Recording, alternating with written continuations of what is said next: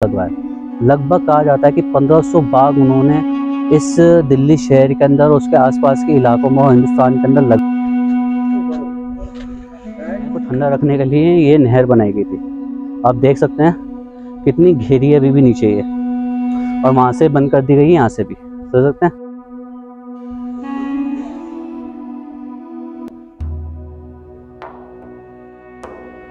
अस्सलाम वालेकुम दोस्तों, क्या हाल चाल है। मोहम्मद इमरान, आपका बहुत दोस्त, आपके अपने चैनल सबकी मंजिल। दोस्तों आज मैं आया हूँ एक दूसरे ऐतिहासिक जगह के अंदर, एक ऐतिहासिक धरोहर जो काफ़ी महफूज तरीके से रखी हुई है।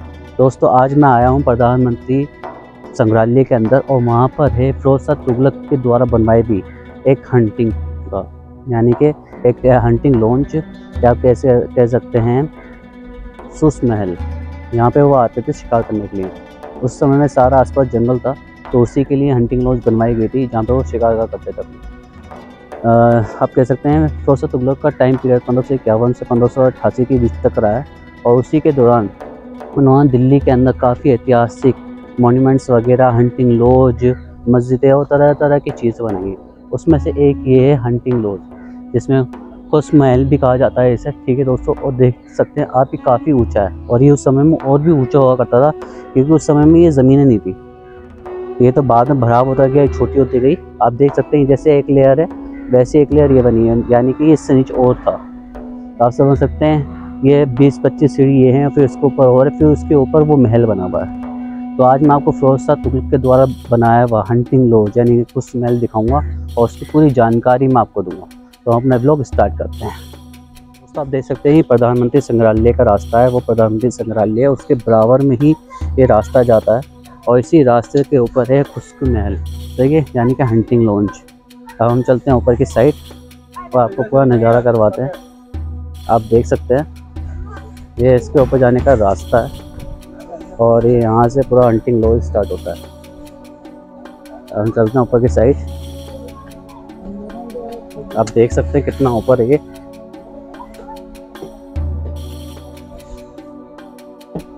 और ये आ गया फर्स्ट फ्लोर, ठीक है। इसके चारों तरफ का नज़ारा मैं आपको करवाऊंगा, और आप देख सकते हैं यहाँ लिखा हुआ भी है खुश्क महल द मॉन्यूमेंट शिकार का, जो फिरोज शाह तुगलक ने बनवाई थी, समझ सकते हैं। और ये फर्स्ट फ्लोर के ऊपर मैं दोस्तों बाद में जाऊँगा, ठीक है। उससे पहले मैं आपको इसका पूरे चारों तरफ का नज़ारा करवा देता हूँ, और इसके आसपास क्या बनना है वो भी दिखा देता हूँ। एक सामने एक चीज़ बन रही है, शायद कैंटीन बन रही है, और ये इसके चारों तरफ पर जाने का रास्ता है। आप देख सकते हैं ये काफ़ी ऊंचा बना हुआ। दोस्तों मैं आपको थोड़ा दूर से दिखाता हूँ पहले। ये देखिए ये चारों तरफ से चौकोर शेप में बना हुआ है, ठीक है। और दोस्तों यहाँ से एक गुफा भी बनी हुई है, जिस समय में वहाँ पे नहर बहा करती थी। समझ सकते हैं नहर क्यों बहती थी, ताकि इस महल को ठंडा रखा जा सके। तो मैं आपको दिखाता हूँ। ये देखिए दोस्तों, ये वो जगह है दोस्तों, बिल्कुल महल के नीचे। यहाँ पे नहर बहा करती थी उस समय में, लेकिन समय के साथ ही बंद हो चुकी है। आप देख सकते हैं इसका कारण यह हुआ करता था दोस्तों, ताकि इस महल को ठंडा रख सके। जो फिरोज शाह तुगलक यहाँ पे शिकार करे तो वो शिकार ख़राब ना हो, समझ सकते हैं। तो इसलिए इस महल को ठंडा रखने के लिए ये नहर बनाई गई थी। आप देख सकते हैं कितनी घेरी है अभी भी नीचे ये, और वहाँ से बंद कर दी गई है, यहाँ से भी समझ सकते हैं। और मैं आपको चारों तरफ से नज़ारा कराते हैं, फिर से ऊपर लेकर तक चलूँगा। तो चलिए आगे साइड चलते हैं दोस्तों। ये इसका बैक पोर्शन है दोस्तों, आप देख सकते हैं ऊपर से कितना ऊंचा बना हुआ है, और इधर पूरा जंगल जंगल रह चुका है, जो उस समय में बहुत घना हुआ करता था दोस्तों। अब तो ये कम हो चुका है, यानी कि प्रधानमंत्री संग्रहालय बन चुका है यहाँ पे, लेकिन उस समय में इतना घना हुआ करता था। आप देख सकते हैं इसका ज़रा सा नमूना देख रहे हैं, और ये इधर से देखने में ऐसा है पूरा, आप देख सकते हैं।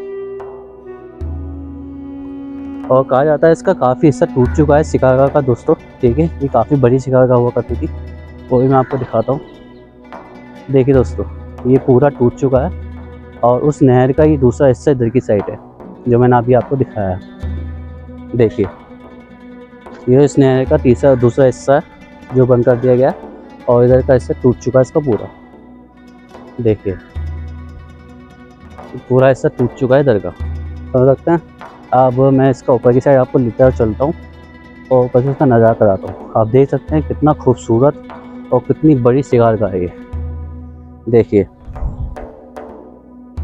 चारों तरफ से एक जैसी लग रही है, ठीक है, और काफ़ी मजबूती से है, जैसे बने हुए आज कुछ नहीं तो कुछ नहीं 550 साल हो चुके हैं इसे बने हुए। अब पूरा ऊपर से नज़ारा करवाते हैं और फिर इसकी और हिस्ट्री की बात करेंगे, ठीक है दोस्तों।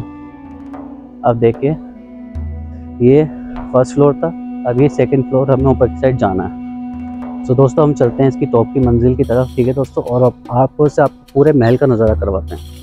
अब देखिए इसकी एंट्री भी ऐसी है जैसे राजाओं की होती थी समय में, क्योंकि फिरोज तुगलक के लिए बनवाया गया था, शिकारगाह के लिए।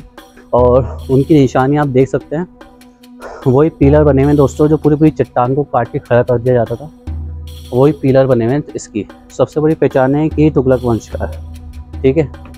और अंदर से नज़ारा करवाते हैं इसका। देखिए कितने मोटे मोटे पिलर हैं, ठीक है, और पूरे मोटे मोटे पिलर बने हुए हैं चारों तरफ, जो उसकी निशानी हुआ करती थी, ठीक है। और ये इसके ऊपर का जाने का रास्ता दोस्तों, जो फ़िलहाल बंद है, आप देख सकते हैं, वरना मैं आपको ऊपर से भी इसका नज़ारा करवाता। और इसके चारों तरफ मेहराब ही मेहराब बने हुए हैं, आप देख सकते हैं पूरे। यहाँ पे उस समय में दिए वगैरह जलाए जाते होंगे रोशनी के लिए, और ये चारों तरफ से ऐसा है देखने में।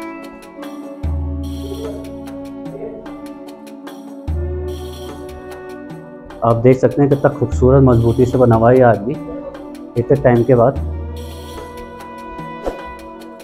देखिए ये पूरा शिकारगाह है पूरा, ये पीछे आ चुका हूँ, आप देख सकते हैं कितना घना जंगल है।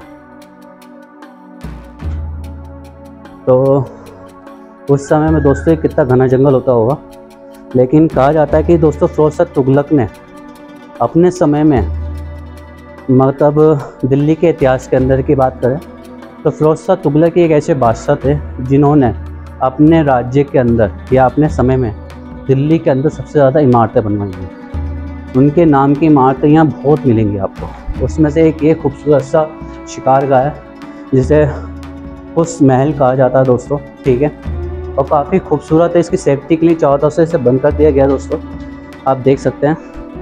इधर का हिस्सा टूट चुका था तो इसे यहाँ से बंद कर दिया है, ठीक है। लेकिन सबसे अच्छी बात इस शिकारगाह के अंदर एक मेन चीज़ ये दोस्तों कि इसकी एक अलग ही रेफ्रिजरेटर वाली मतलब काम किया गया इसके अंदर, यानी कि एक नहर इस शिकारगाह के अंदर से निकाली गई थी, जिसकी वजह से ये शिकारगाह ठंडी रहे, समझ सकते हैं, ताकि जो शिकार करके यहाँ लाया जाए वो ख़राब ना हो। तो वो उस चीज़ का इंतज़ाम भी यहाँ किया गया था, ठीक है। और आप देख सकते हैं यहाँ से यहाँ छज्जा होगा दोस्तों, जो समय के साथ टूट चुका है, ठीक है। और इसके ऊपर का रास्ता कुछ ऐसा है देखने में, मैं आपको थोड़ा दूर से आके दिखाता हूँ। देखिए ये चारों तरफ से देखने में दोस्तों ऐसी है और काफ़ी खूबसूरत बना हुआ है। दोस्तों बात करें इसके थोड़ी इतिहास की तो दोस्तों फिरोज तुगलक डायनेस्टी के 30 सुल्तान थे और वो तुगलक वंश के अंदर सबसे होनहार सुल्तान माने जाते थे। दोस्तों बात करें फिरोज तुगलक एक ऐसे सुल्तान थे जिन्होंने सबसे पहले हिंदुस्तान के अंदर बाग लगवाए। लगभग कहा जाता है कि 1500 बाग उन्होंने इस दिल्ली शहर के अंदर उसके आसपास के इलाकों में और हिंदुस्तान के अंदर लगवाने की कोशिश करी और बहुत सी नहरों का निर्माण किया जिससे सिंचाई हो सके, समझ सकते हैं। और कहा जाता है दोस्तों उन्होंने अपने इतिहास के अंदर, उनका इतिहास 1351 से लेकर 1388 तक था, उन्होंने इसके अंदर कई शहर भी बसाए, जिसमें से उन्होंने जो शहरों का निर्माण रखा है दोस्तों उसमें से कुछ हैं फिरोज़ाबाद और जौनपुर और हिसार, और कहा जाता है और भी कई सारे उन्होंने शहर बसाए थे, ठीक है। तो उन्हीं के द्वारा एक ये शिकारगाह बनवाई गई थी जिसका नाम कुछ महल है दोस्तों, और ये काफ़ी मजबूती से उनकी मनपसंद शिकारगाह हुई थी, क्योंकि जैसे कि मैंने आपको रीज़न बताया था, ये एक शिकारगाह और महल उनके लिए दोनों था, ठीक है। और उन्होंने इसी के अंदर ही एक लौती नहर बनवाई थी जिसकी वजह से ये पूरा महल ठंडा रहता था उस समय के अंदर। तो आशा करता हूँ ये ब्लॉग दोस्तों आपको पसंद आया होगा। फिरोज तुगलक के द्वारा ये कुछ महल बनवाया गया था, ठीक है।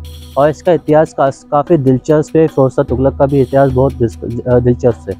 तो आशा करता हूँ ये ब्लॉग आपको पसंद आया होगा। आपका भाई दोस्त मेहनत कर रहा है तो आप थोड़ी उसकी हेल्प करिए मुझे, ताकि सपोर्ट मिले, और इस वीडियो को ज़्यादा शेयर करिए, क्योंकि हमारे बीच ही, आप यकीन मानना, मैं खुद यहाँ फर्स्ट टाइम आया हूँ दिल्ली में रहते हुए। दिल्ली में जन्म हुआ, दिल्ली में रह रहा हूँ, लेकिन फ़र्स्ट टाइम मैं इस जगह पे आया हूँ।